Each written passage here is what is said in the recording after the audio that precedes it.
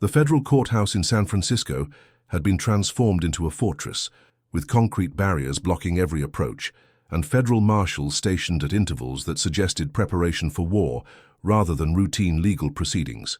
Attorney General Pam Bondi stood in the building's secure command center, studying intelligence reports that revealed the most sophisticated Russian organized crime network ever discovered operating within the United States. The investigation, spanning 3 years and involving agencies from multiple countries, had uncovered a criminal enterprise so deeply embedded in American society that its exposure threatened to shake the foundations of legitimate business and political institutions from Silicon Valley to Wall Street. The Secure Command Center itself represented the largest organized crime investigation facility ever established by federal law enforcement. 68 workstations equipped with classified communication systems connected investigators to intelligence agencies across 4 continents. Wall-mounted displays showed real-time surveillance feeds from locations across the San Francisco Bay Area, where Russian operatives had established what appeared to be legitimate businesses while actually conducting sophisticated criminal operations that generated over $800 million annually in illegal revenue. The security protocols were so stringent that even senior federal officials required biometric authentication and enhanced security clearances to access the facility. The Bratva network, led by former KGB operative Dmitry "the Wolf" Volkov, had spent 15 years systematically infiltrating American institutions with a patience and sophistication that dwarfed previous Russian criminal operations. Unlike traditional organized crime groups that focused on specific illegal activities like drug trafficking or extortion, Volkov's organization had pursued a comprehensive strategy of penetrating legitimate American businesses, financial institutions, and even government agencies to create what federal investigators described as a shadow infrastructure for criminal operations that spanned the entire country. The investigation had begun almost by accident when IRS Criminal Investigation Division analyst Dr. Sarah Chen noticed unusual patterns in tax filings by technology companies in Silicon Valley.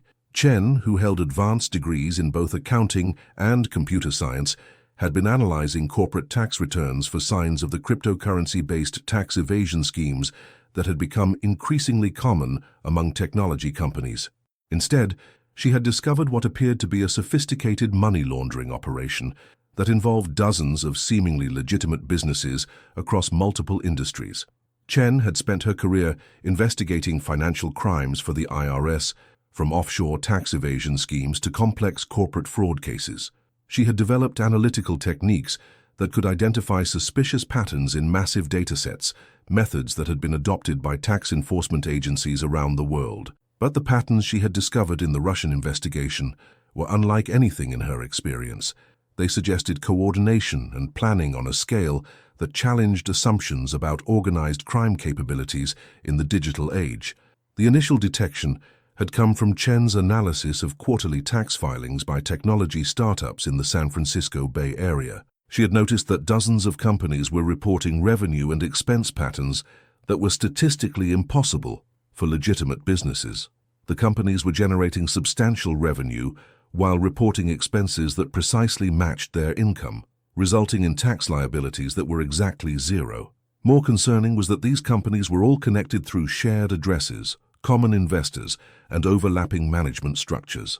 The companies appeared to be conducting legitimate business operations, software development, cryptocurrency trading, import-export activities, and real estate investment.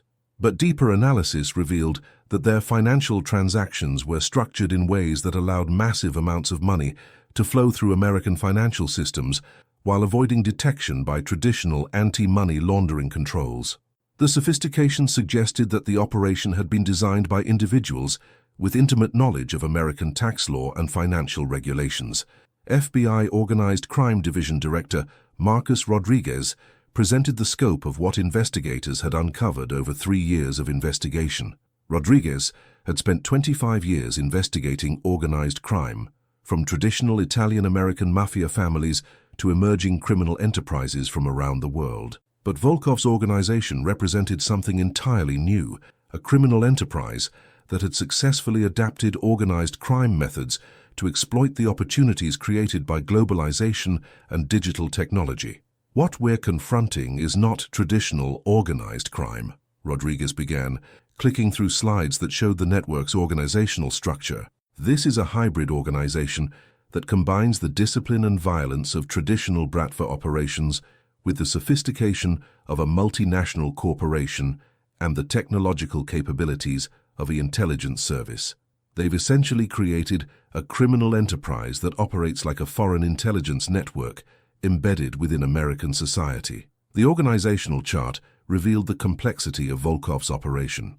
At the top was Volkov himself, whose background included 15 years with the KGB before the collapse of the Soviet Union and subsequent work with Russian intelligence services that had provided him with advanced training in infiltration, surveillance, and covert operations. Beneath him were 5 regional commanders who oversaw criminal operations across different geographic areas and industry sectors. The West Coast operations were commanded by Anton the Engineer Petrov, a former Soviet military officer who had immigrated to the United States in the 1990s and had spent 20 years building what appeared to be a legitimate technology consulting business.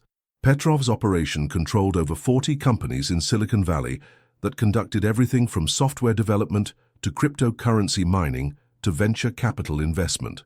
These companies generated substantial legitimate revenue while simultaneously serving as fronts for money laundering, cybercrime, and technology theft operations. The East Coast operations were led by Natasha the banker Sokolova, a former Russian banking executive who had established herself as a successful financial consultant in New York City. Sokolova's network controlled investment firms, real estate companies, and import-export businesses that moved hundreds of millions of dollars through American financial systems annually. Her operation had successfully penetrated major American banks and investment firms, using their services to clean criminal proceeds, while avoiding detection by compliance systems. The Midwest operations were commanded by Victor the Builder Kozlov, a construction industry executive who had built a legitimate business empire that included commercial real estate development, infrastructure construction, and government contracting. Kozlov's operation had successfully obtained contracts for major construction projects while using these legitimate activities to facilitate money laundering, labor trafficking, and corruption of government officials.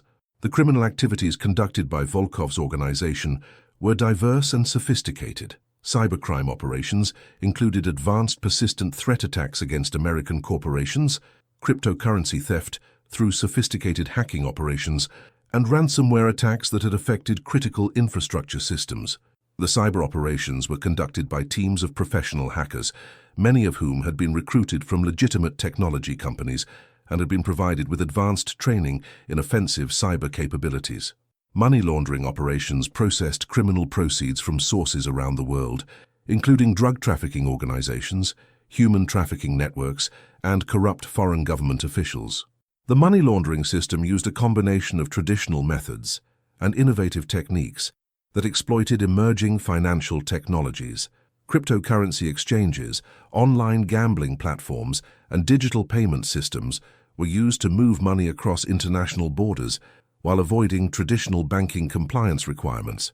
Human trafficking operations brought victims from Eastern Europe and Central Asia to the United States, where they were forced to work in legitimate businesses controlled by the organization. The victims were used for forced labor in construction, agriculture, and service industries, while others were forced into prostitution operations that were conducted through escort services and massage parlors that appeared to be legitimate businesses. Corruption operations had successfully compromised government officials, law enforcement officers, and business executives who provided the organization with inside information and protection from law enforcement investigations. The corruption network included federal, state, and local officials who had been recruited through a combination of bribery, blackmail, and coercion. Some officials had been compromised through financial inducements, while others had been coerced through threats against their families or exposure of personal misconduct. Treasury Department Financial Intelligence Unit Director Jennifer Martinez presented the scope of the money laundering operations that had allowed the Russian network to move hundreds of millions of dollars through American financial systems. Martinez had spent her career investigating international money laundering networks, from terrorist financing operations to sanctions evasion schemes, but the Russian organization's financial operations represented a level of sophistication that challenged every assumption about criminal financial capabilities. The organization has essentially created a parallel financial system that operates within legitimate American financial institutions, Martinez reported, displaying flow charts that showed how criminal money moved through dozens of banks and investment firms. They've studied our banking regulations, our compliance procedures, and our enforcement capabilities, then designed systems specifically to exploit weaknesses while avoiding detection by traditional investigative methods. The money laundering system operated through multiple phases that progressively cleaned criminal proceeds while integrating them into legitimate financial markets. The first phase involved collecting criminal proceeds from various sources and converting them into financial instruments that could be processed through legitimate banking systems. Cash from drug trafficking operations was converted into money orders and cashier's checks. Proceeds from cybercrime were converted into cryptocurrency that could be transferred electronically. Revenue from human trafficking was processed through legitimate businesses that provided cover for cash transactions. The second phase involved structuring deposits to avoid triggering automatic reporting requirements while maintaining the appearance of legitimate business activity. Sophisticated software was used to analyze banking compliance systems and optimize deposit timing and amounts to minimize the risk of detection. The deposits were distributed across hundreds of accounts at dozens of different financial institutions, making it virtually impossible for any single bank to detect the coordinated nature of the money laundering operation. The third phase involved integration of criminal proceeds with legitimate business revenue through companies controlled by the organization. These companies conducted actual business operations that generated legitimate income, allowing criminal proceeds to be commingled with legal revenue streams. The integration was so sophisticated that forensic accountants had difficulty distinguishing between legitimate and criminal income even after extensive analysis. The fourth phase involved investment of cleaned money in legitimate financial markets, including stocks, bonds, real estate, and alternative investments. The investment operation was managed by professional portfolio managers who may not have known the true source of the funds they were managing. The investments were diversified across multiple asset classes and geographic regions, providing the organization with both financial returns and additional layers of legitimacy for their assets. Homeland Security Cyber Division Director Sarah Thompson presented the cybercrime operations that had generated hundreds of millions in criminal revenue while simultaneously providing the organization with intelligence capabilities that rivaled those of nation-state actors. Thompson had spent her career investigating cyber threats, from individual hackers to sophisticated criminal organizations to nation-state cyber warfare operations.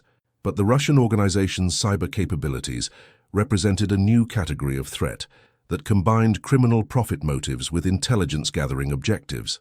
The organization operates one of the most sophisticated cybercrime networks we've ever encountered, Thompson reported, displaying slides that showed the scope of their cyber operations. They've successfully attacked major American corporations, government agencies, and critical infrastructure systems. But unlike typical cyber criminals, who focus primarily on financial gain, this organization also conducts cyber espionage operations that appear to be designed to support Russian intelligence objectives.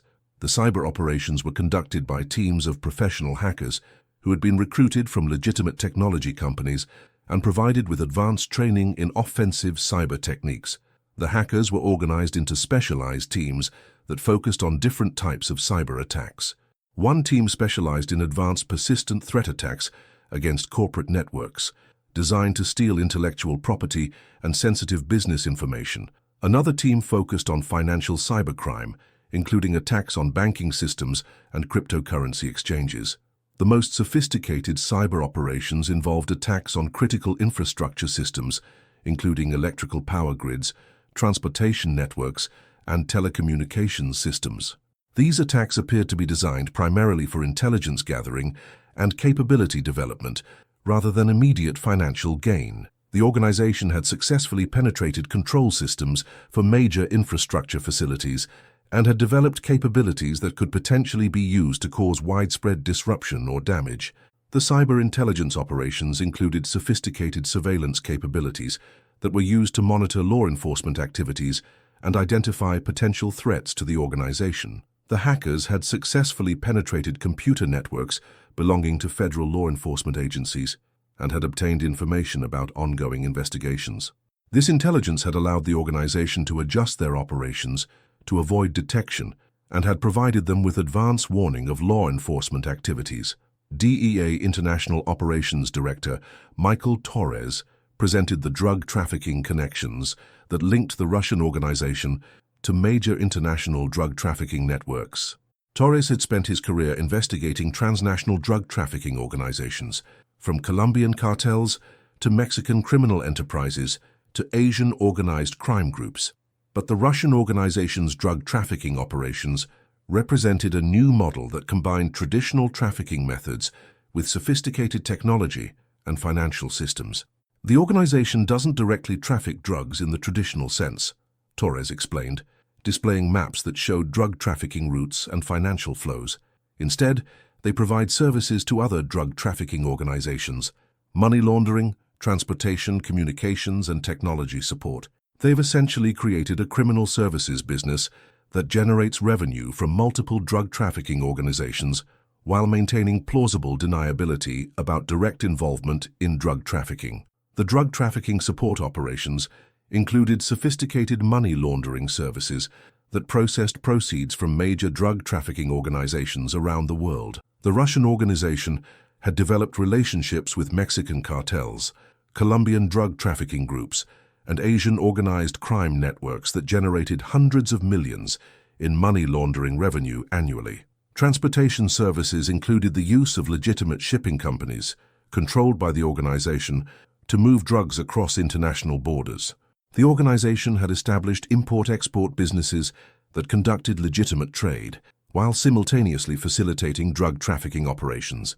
Shipping containers carrying legitimate cargo were used to conceal drug shipments, while legitimate business relationships provided cover for the transportation network. Communications services included sophisticated encrypted communication systems that were used by drug trafficking organizations to coordinate their operations while avoiding law enforcement surveillance. The organization had developed custom encryption software and secure communication platforms that were marketed to other criminal organizations as commercial services. NSA Counterintelligence Division Director Patricia Walsh presented the intelligence connections that suggested the Russian organization was conducting operations that supported broader Russian intelligence objectives beyond simple criminal profit. Walsh had spent 20 years analyzing foreign intelligence operations and had investigated cases involving Russian intelligence services that had provided her with unique insights into their methods and objectives. While this organization conducts extensive criminal activities that generate substantial revenue, we've identified operations that appear to be designed to support broader Russian strategic objectives, Walsh reported, displaying classified intelligence that had been gathered through electronic surveillance and human intelligence sources. They're collecting intelligence on American technology companies, government agencies, and defense contractors that would be valuable to Russian intelligence services.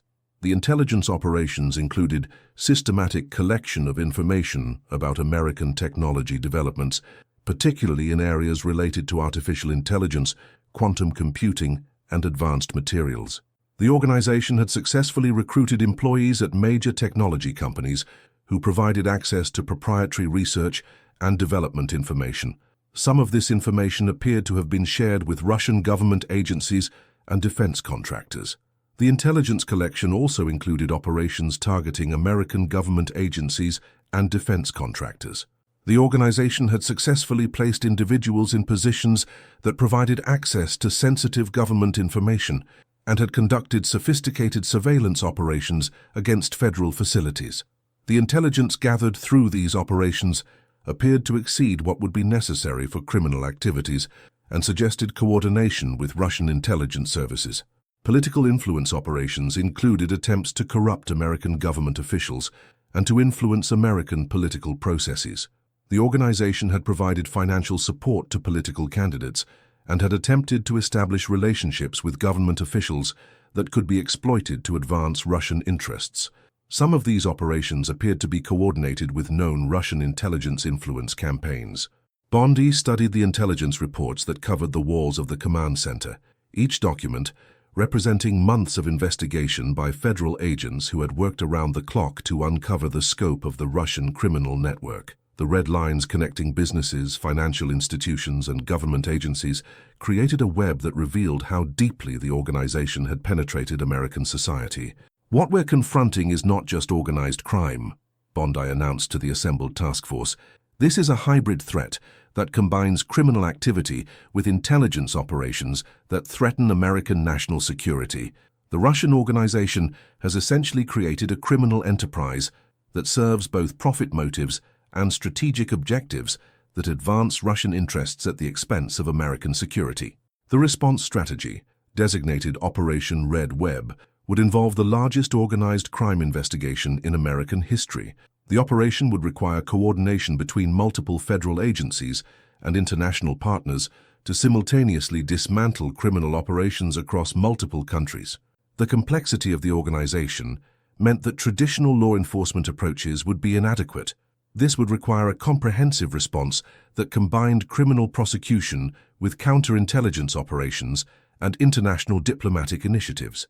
Phase 1 would involve coordinated arrests of over 200 individuals across 7 states, targeting the organization's leadership structure and key operational personnel. The arrests would be synchronized to prevent the organization from destroying evidence or fleeing to avoid prosecution.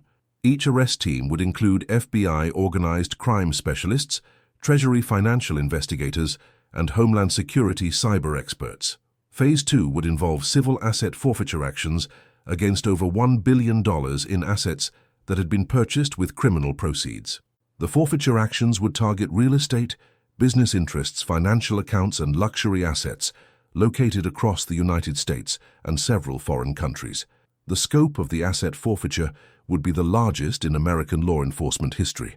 Phase 3 would involve dismantling the technological infrastructure that supported the organization's criminal operations. Cyber specialists would take control of computer networks, cryptocurrency exchanges, and communication systems used by the organization. The technological disruption would prevent the organization from conducting further cyber attacks while preserving evidence of their criminal activities. Phase 4 would involve coordination with international partners to pursue the organization's overseas operations and prevent its leadership from escaping justice. The international component would require diplomatic negotiations and mutual legal assistance agreements with multiple countries, some of which might be reluctant to cooperate due to political considerations. The Russian organization believes they've created a criminal enterprise that's too sophisticated and too deeply embedded in American society for law enforcement to dismantle, Bondi told the assembled task force. They've calculated that our agencies lack the resources, coordination, and political will to take on a threat of this magnitude. She paused, studying the faces of the investigators who had spent years mapping the Russian criminal network. They're about to discover that calculation was a fatal mistake. Operation Red Web will demonstrate that no criminal organization, regardless of its sophistication or international connections, can successfully operate against American interests on American soil. The briefing concluded with operational assignments that would mobilize over 1,000 federal agents and investigators across multiple agencies. The criminal network that had taken 15 years to construct would be dismantled in a coordinated assault that would span continents and demonstrate that American law enforcement could successfully confront hybrid threats that combined criminal activity with intelligence operations. As the task force members departed to begin final preparations for Operation Red Web, Bondi remained in the command center, studying the intelligence networks that covered the walls. Somewhere within those red lines connecting businesses, banks, and government agencies was the key to dismantling a criminal organization that had successfully challenged American security for over a decade. The Russians had made their greatest mistake by believing that sophistication could defeat determination and that corruption could undermine American justice. They were about to learn that Attorney General Pam Bondi's Justice Department was prepared to confront threats to American security regardless of their complexity or international connections.